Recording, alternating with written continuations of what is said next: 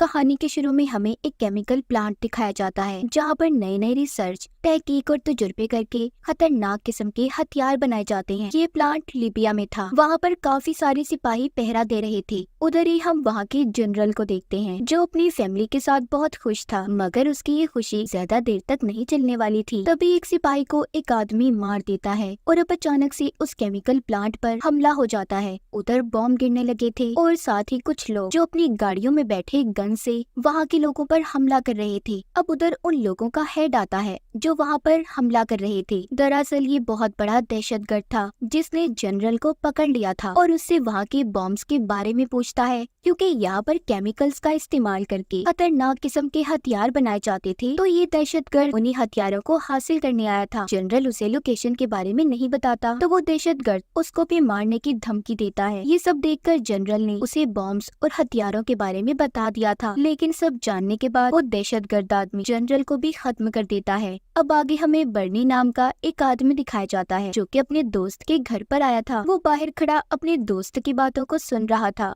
जो अपनी female friend के साथ लड़ रहा होता है जिसका नाम जीना होता है। जीना उसके दोस्त जिसका नाम ली था उससे इसलिए लड़ रही थी क्योंकि जीना का कहना था कि ली अपने काम की वजह से उसे सही से वक्त नहीं देता। अब तभी ली दरवाजा खोलता है जिसके सामने बर्नी खड़ा था। वो उसे अपने साथ लेने के लिए आया था। दरअसल बर्नी ने एक बार में जुआ खेलकर अपनी अंगूठी हार गया, मगर वो उसे बहुत पसंद थी और वो बहुत कीमती भी होती है, तो इसीलिए वो ली को अपने साथ लेने आया था ताकि ये लोग बार में जाकर वो अंगूठी दोबारा हासिल कर सके। ली का बर्नी बहुत अच्छा दोस्त था तो इसलिए वो बर्नी के साथ जाने के लिए तैयार हो जाता है। बर्नी रास्ते में जाते हुए उसे बताता है कि मेरी अंगूठी जिसके पास है वो यहाँ का सबसे बड़ा गैंगस्टर है, इसलिए हमें पहले बारटेंडर से बात करनी चाहिए कि वो हमारी अंगूठी वापस ले दे। जब ये जाकर बारटेंडर से बात करते हैं तो वो इनसे यही कहता है कि अगर अंगूठी चाहिए तो तुम्हें उन लोगों के साथ फाइट करनी होगी, लड़ना होगा, तभी तुम लोग अपनी अंगूठी ले सकते हो। अब ली जो कि लड़ाई में काफी माहिर था वो एक एक करके सबको मारने लगता है। सबको बड़े मजे से धो रहा था। बर्नी जो दूर बैठा ये सब बहुत ही मजे से देख रहा होता है। उसे तो ऐसा लग रहा था कि जैसे उसके सामने कोई फिल्म चल रही हो। अब जब आखिरी आदमी बचता है तो बर्नी उसे मारने के लिए उठता है, मगर उस गैंगस्टर के आदमी ने डर की वजह से बर्नी की अंगूठी को वापस कर दिया था। अब दोबारा से केमिकल प्लांट का सीन दिखाया जाता है जहाँ पर वही दहशतगर्द जिसने जनरल को मारा था अब वो वहाँ के बाकी के बचे हुए सिपाहियों को गोलियां चलाकर मार रहा था। आगे हमें CIA हेडक्वार्टर दिखाया जाता है जहाँ पर हम एक्सपेंडेबल 4 की टीम को देखते हैं जो इस मूवी का नाम भी है। वहीं पर ली और बर्नी भी आते हैं। यहाँ पर हमें पता चलता है दरअसल ये दोनों CIA की टीम का हिस्सा है जो कि एक्सपेंडेबल के नाम से बहुत ज्यादा फेमस और मशहूर थी। जीना भी CIA के साथ मिलकर काम क्या करती थी। यहाँ पर ये सब लोग एक नए साथी से मिल रहे होते हैं। ली और बर्नी को यहाँ पर इनका एक साथी बताता है कि हमें एक मिशन मिला है जिसको हमें जल्दी पूरा करना होगा। तभी उनके पास इनका हेड आता है जो बताता है कि आप लोगों का मिशन एक खतरनाक दहशतगर्द को पकड़ने का है, यानी कि वही दहशतगर्द जिसने लीबिया में केमिकल प्लांट पर खतरनाक हमला किया था। हेड इन सबको उसकी तस्वीर दिखाता है और साथ ही उसके बारे में बताता है कि इसका एक और साथी है जो बहुत बड़ा गैंगस्टर है। अब ये सब एक प्लेन में बैठकर लीबिया के लिए निकल जाते हैं। लगभग 3 घंटे के बाद जब ये लीबिया में पहुँचते हैं तो इन पर उस दहशतगर्द की टीम ने हमला कर दिया था। अब जिस वजह से ली कहता है कि हमें चलते प्लेन से उतरना होगा। सारी टीम प्लेन से उतर जाती है, मगर बर्नी अभी भी प्लेन में ही था। वो अपने साथियों को वहाँ पर छोड़कर चला जाता है। उधर दहशतगर्द ने भी बॉम्ब और न्यूक्लियर हथियारों को चुरा लिया था और चुराकर जब बिल्डिंग से बाहर निकल रहा होता है तो ली का साथी उसे शूट करने की कोशिश करता है, मगर उसकी नजर कमजोर थी जिस वजह से उसका निशाना चूक गया था। फिर ली और उसका एक साथी गाड़ी में बैठकर उस दहशतगर्द का पीछा करते हैं। एक भगदड़ मची हुई थी। बर्नी जो प्लेन में बैठा हुआ था वो सब कुछ देख रहा था और ली को बताता है जल्दी से उसे पकड़ो, वो बॉम्ब्स को लेकर भाग रहा है। ली जो कि उसकी गाड़ी के पीछे था तभी दोबारा से बर्नी के प्लेन पर भी हमला हो जाता है। ली जब ये देखता है तो वो उसकी मदद करने की कोशिश कर रहा था, मगर बर्नी कहता है पहले तुम उसे पकड़ो और हथियारों को बचाओ जो वो दहशतगर्द लेकर भाग रहा है। ये बात सुनकर ली कहता है सब कुछ गया भाड़ में, पहले मैं तुम्हें बचाऊंगा, और इतना कहकर अपना रास्ता बदल देता है। यहीं से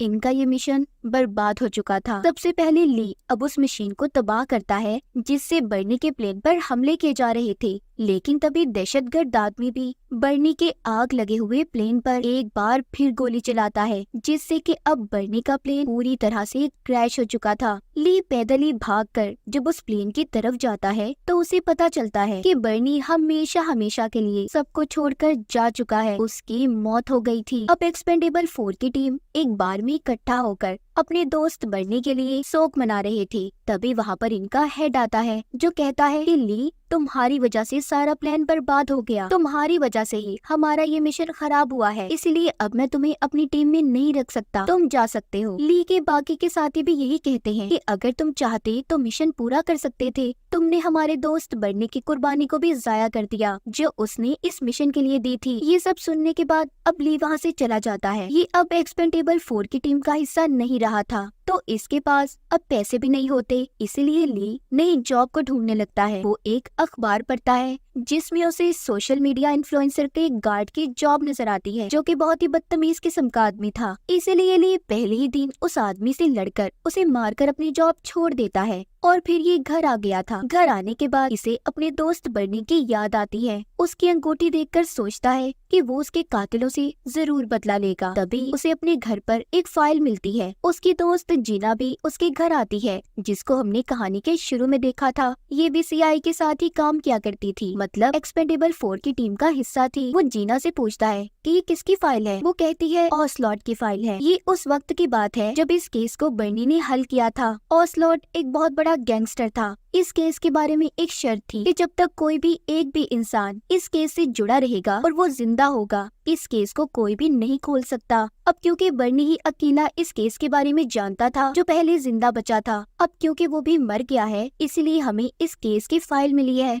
और अब हम बर्नी का बदला लेंगे। ली उसे एक खंजर देता है, कहता है जीना, तुम इससे बर्नी का बदला लेना, इससे उस कातिल को मारना। जब सुबह होती है तो जीना ली के उठने से पहले ही वहाँ से निकल गई थी। ली भी अब जल्दी से उठता है और तैयार होकर मोबाइल पर लोकेशन को चेक करने लगता है। दरअसल इसने जीना को जो खंजर दिया था उसमें इसने जीपीएस सिस्टम को ऑन कर दिया था ताकि इसे पता चल सके कि जीना अपनी टीम के साथ कहाँ पर जा रही है। उधर जीना और उसके साथी साउथ एशिया के सीक्रेट सीआईए के हेड ऑफिस में पहुँच जाते हैं। इधर ली थाईलैंड की तरफ निकल गया था। वो दरअसल यहाँ पर बर्नी के एक पुराने दोस्त की तलाश में आया था। ली को जब बर्नी का दोस्त मिलता है और जब उसे बर्नी की मौत का पता चलता है, वो भी ली के साथ बर्नी की मौत का बदला लेने के लिए तैयार था। उधर एक्सपेंडेबल 4 यानी कि सीआईए की टीम को उनके खास हथियार दिए जाते हैं। तभी उनके पास उनका हेड आता है जो सबको उसी दहशतगर्द के बारे में बताता है जिसने पहले लीबिया के प्लांट पर हमला किया था और बर्नी को भी मारा था। उसने अब एक बहुत बड़े शिप को हाईजैक कर लिया था, मतलब कि उस शिप पर कब्जा जिसमें बहुत सा सामान ले जाया जा रहा था। और वो ये भी बताता है कि उसी शिप पर ऑसलॉट भी आने वाला है जो एक बहुत बड़ा गैंगस्टर है। हमारे पास उसको पकड़ने का बस अब यही मौका है और अब काम को ध्यान से करना, ऐसे मत करना जैसा तुमने लीबिया में किया था, सारे मिशन को बर्बाद कर दिया था और इसीलिए अब मैं भी तुम्हारे साथ ही चलूंगा। जीना अब सबको मिशन के बारे में बताती है कि उन्हें क्या क्या करना होगा। वो बताती है कि सबसे पहले हम उस शिप पर पैराशूट की मदद लेकर उतरेंगे, जिसके बाद हम सबसे पहले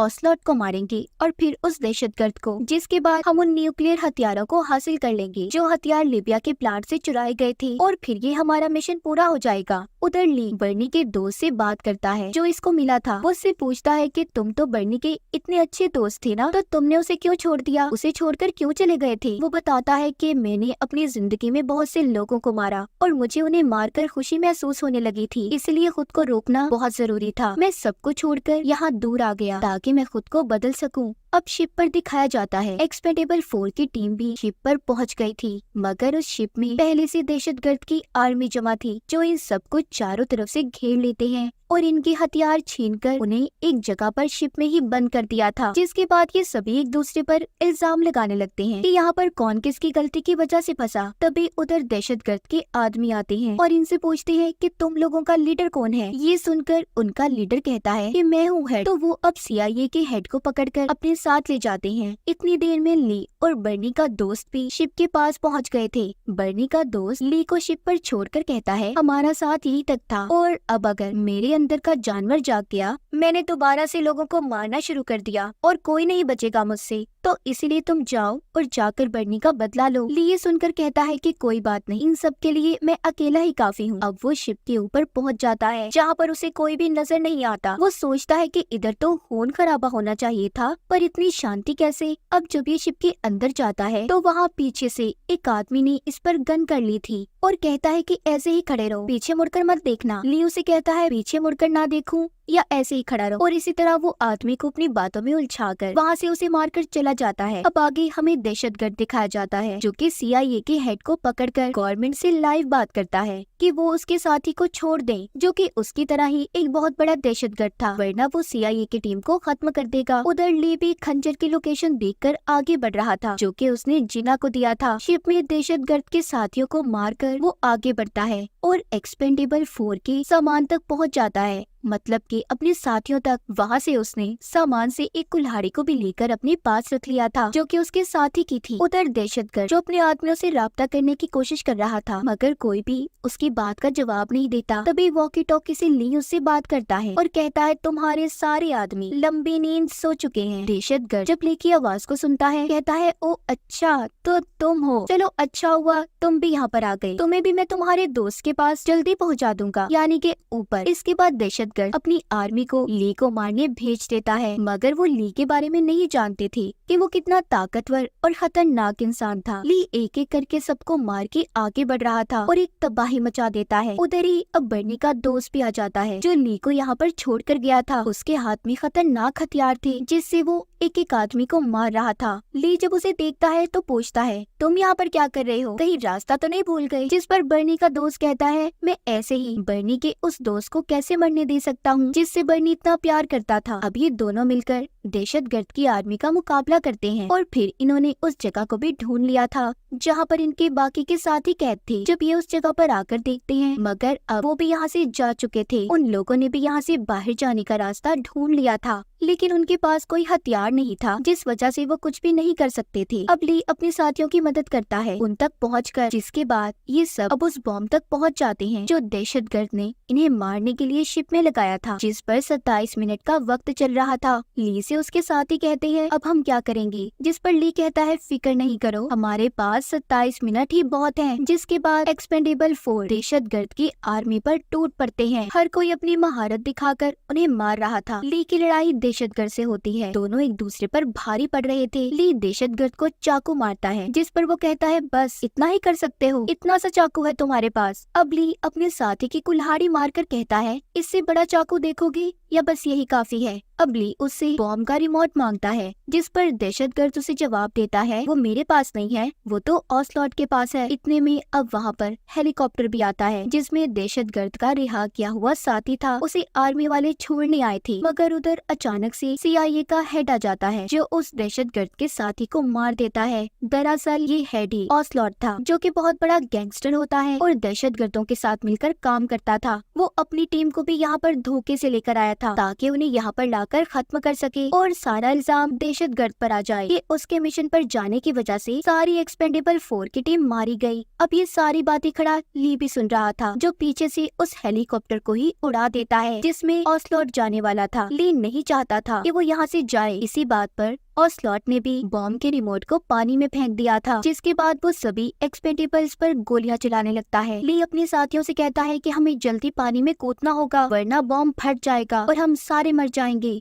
इसके अलावा हमारे पास कोई रास्ता नहीं है। ये बात सुनकर बर्नी का दोस्त कहता है, पानी में क्यों कूदना, मेरी बोट इस शिप के पीछे ही बंधी हुई है। अब ये सभी शिप के पीछे के रास्ते से बाहर निकलते हैं और सभी एक रस्सी की मदद से बर्नी के दोस्त की बोट में चले जाते हैं। जब ली की बारी आती है तो वो रस्सी को काट देता है और कहता है कि मेरी कुर्बानी जाया मत जाने देना। बॉम्ब में अभी भी 6 मिनट का वक्त बचा था। ली जल्दी से कंट्रोल रूम में जाता है और उस शिप के रुख को बदल देता है ताकि बॉम्ब फटे तो शिप उस वक्त शहर के पास ना हो। उधर ओसलॉट भी अपने लिए बोट का इंतजाम करवाता है और अपने आदमियों से कहता है कि एक्सपेंडेबल 4 में से कोई भी आदमी नहीं बचना चाहिए। मगर वो ये बात नहीं जानता था कि एक्सपेंडेबल्स तो कब का जा चुके हैं, अब सिर्फ शिप में ली ही बचा था। इसीलिए वो ली पर अंधाधुंध फायरिंग करने लगते हैं। ली भी जवाब में गोलियां चला रहा था, लेकिन जल्दी उसकी गन में गोलियां खत्म हो जाती हैं। तभी उसे अपनी तरफ एक हेलीकॉप्टर आता हुआ दिखाई देता है और उस शिप के ऊपर बॉम्ब गिरा देता है। जब ली बाहर आकर देखता है तो वो ओसलॉट अभी भी जिंदा था। वो उसे अब भी अपने साथ लड़ने के लिए बोल रहा था। ली जब उससे लड़ने चाहता है तो वो धोखे से अपनी गन निकाल लेता है। तभी हेलीकॉप्टर ऊपर से आकर ओसलॉट पर भी हमला कर देता है, जिससे उसकी भी मौत हो गई थी। हेलीकॉप्टर में कोई और नहीं बल्कि बर्नी था, जो अभी भी जिंदा था। ली उसे ऐसे देखकर हक्का बक्का रह जाता है। अब वो उसके साथ हेलीकॉप्टर में बैठकर वहाँ से चला गया था। जब ये थोड़ा सा दूर आते हैं तो एकदम से शिप में भी ब्लास्ट हो जाता है। हेलीकॉप्टर में ली बर्नी से पूछता है कि तुम जिंदा कैसे बचे, मैंने खुद तुम्हारी लाश को देखा। बर्नी कहता है 25 साल पहले मैं एक मिशन पर था जिसमें मेरे 8 साथी मारे गए थे। बस उसकी फाइल तभी निकल सकती थी जब मैं मरता, तो इसीलिए मैंने ये सब नाटक किया। अगर मैं ये सब नाटक ना करता तो हमें कभी भी ओसलॉट के बारे में ना पता चलता, तो मैं बस उसे मारना चाहता था। ली पूछता है कि ये हेलीकॉप्टर तुम्हें कहाँ से मिला। वो कहता है मेरे दोस्त पुराने लिंक्स कभी न कभी तो काम आते ही है ना। अब खैर सभी एक्सपेंडेबल्स मिलकर अपने मिशन को पूरा करने और बर्नी के जिंदा होने की खुशी में एक बार में जमा थे। ली बर्नी से पूछता है तो उस प्लेन में किसकी लाश थी जिसमें तुम बैठे थे। वो बताता है कि वो आदमी तुम्हें याद है जिसने तुम्हारी अंगूठी चुराई थी। इस बात पर ये दोनों इसी तरह हंसने लगते हैं और इसी के साथ हमारी इस फिल्म की कहानी भी यहीं पर खत्म हो जाती है।